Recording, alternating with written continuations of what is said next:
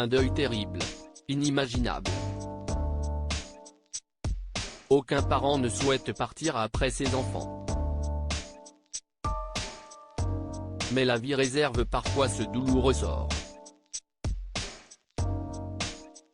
Églantine Émeillé en a fait les frais. Le 20 février, son fils Samy est décédé. Il n'avait que 17 ans, et toute sa vie a été une lutte.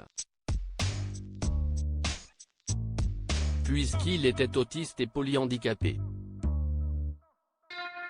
Cette nuit, à minuit, mon petit ange, mon voleur de brosse à dents, mon petit lion au regard si doux, s'est envolé vers les étoiles, après 13 jours de lutte, écrivait alors Églantine Émeillé au cours d'une publication Instagram.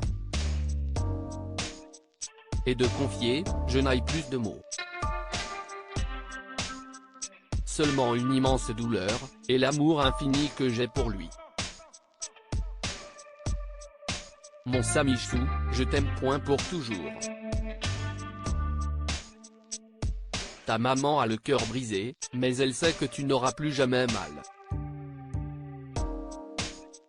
Des mots poignants qui lui ont valu une immense vague de sollicitude.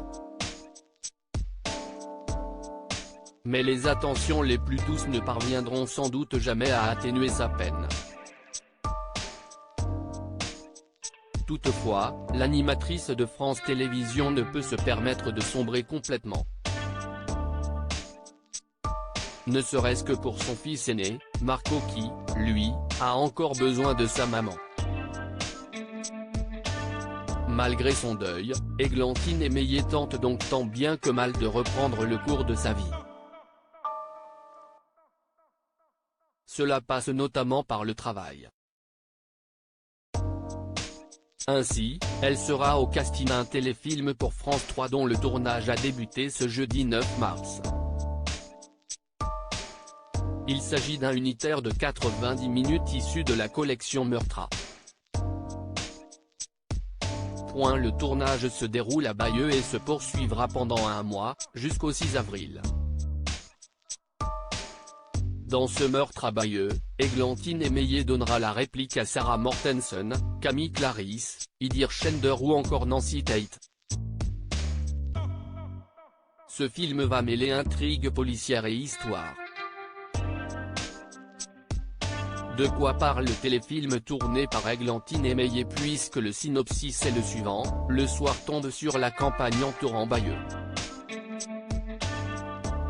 Un homme, John Dewey, stature athlétique et belle prestance, monte sur son cheval et part au galop. À l'aube, le cheval de John rentre au manoir sans son cavalier, sous l'œil inquiet de son épouse Diane.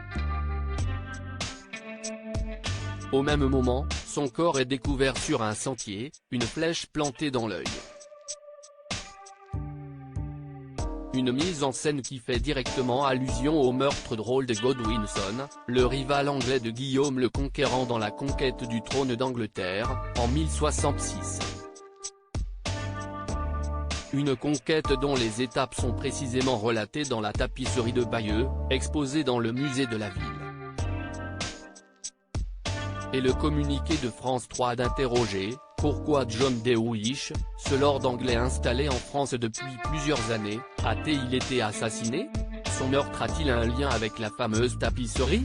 Clara Le Prince, officier de la SR de Caen est chargé de l'enquête aux côtés de Vincent Clerc, OPJ à Bayeux. Une enquête qui va l'obliger à renouer avec sa sœur cadette, Mathilde, dentelière à Bayeux également, avec qui elle est en rupture depuis 10 ans. Même si le thème n'est pas des plus joyeux, cela permettra sans doute à Églantine Émeillé de retrouver un peu de légèreté après ces semaines de désarroi.